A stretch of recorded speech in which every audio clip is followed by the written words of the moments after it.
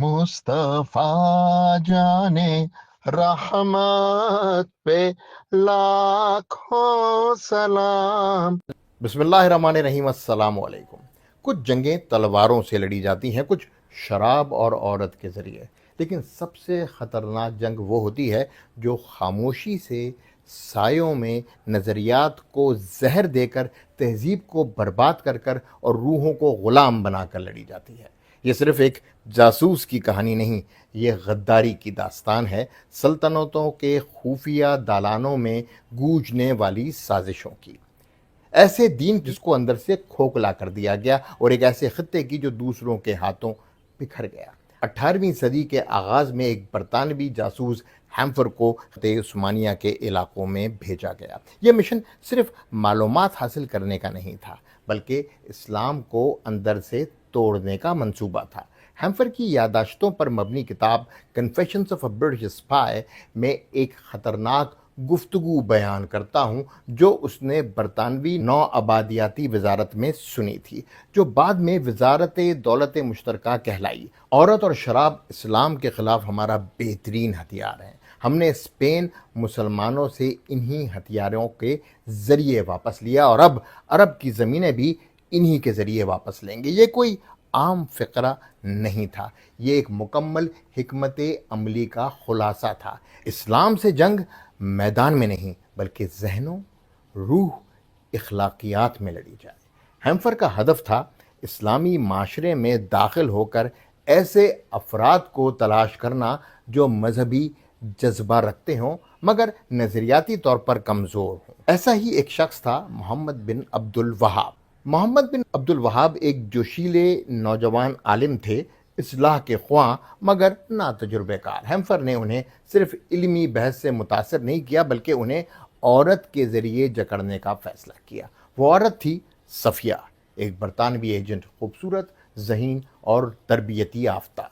हैम्फर ने उसे मोहम्मद बिन अब्दुल वहाब की ज़िंदगी में निकाह मुता के ज़रिए शामिल किया, एक ऐसा अमल जो शिया फ़िक़ा में तो जायज़ है मगर सुन्नी इस्लाम में ममनू है। ये शादी मोहब्बत की बुनियाद पर नहीं थी, ये एक ईमान शिकन हमला था, एक ऐसा जहर जो किसी की ज़ाती ज़िंदगी से दीन की जड़ों तक फैलना था। नतीजा एक ऐसी तहरीक का आगाज़ जिसने उम्मत को जोड़ने के बजाय तोड़ने का काम किया। तसव्वुफ़, सुन्नत और सदियों पुराने इस्लामी इल्म को शिर्क करार दिया गया। जहाद गैर मुस्लिमों के ख़िलाफ़ नहीं बल्कि मुसलमानों के ख़िलाफ़ शुरू हुआ। जब हम 20वीं सदी में पहुँचते हैं तो देखते हैं कि यही वहाबियत नजद के इलाके में आले सऊद के साथ मिलकर रियासती नज़रिया बन गई और बदले में वहाबी उलमा ने आले सऊद की बादशाहत को इस्लामी करार दे दिया। अब यहाँ एक खौफनाक तज़ाद सामने आता है। जो तहरीक ज़ाहिरी तौर पर पुरतक़वा और शरीयत की दावेदार थी, वही तहरीक महलात में रक़्स व शबाब की अलमबरदार बन गई। आले सऊद ने इस्लामी सादगी की जगह सोने से सजे महल, अय्याशियों की रातें और मगरबी दुनिया से अरबों के मुआहदे अपनाए। गोया बरतानिया की औरत और शराब वाली पॉलिसी अब सिर्फ खुफिया ना रही बल्कि सऊदी सल्तनत में निज़ाम का हिस्सा बन गई। सफ़िया से शुरू होने वाला जहर आज रियाज की फहाशी की महफिलों तक, न्योम के रक्स क्लबों तक और दीनी तालीम के खात्मे तक फैल चुका है।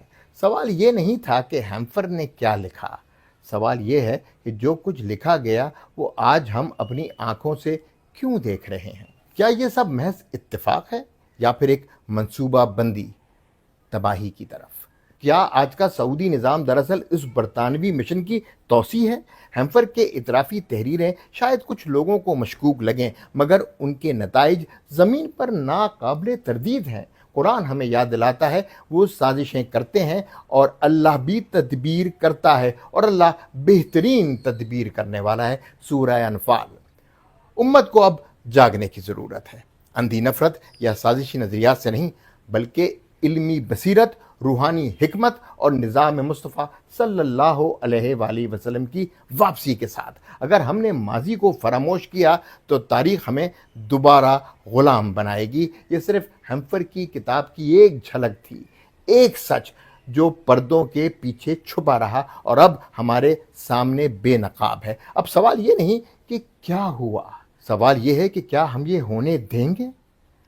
انسنی باتیں، جواد رضا خان۔ مصطفیٰ جانے رحمت پہ لاکھوں سلام،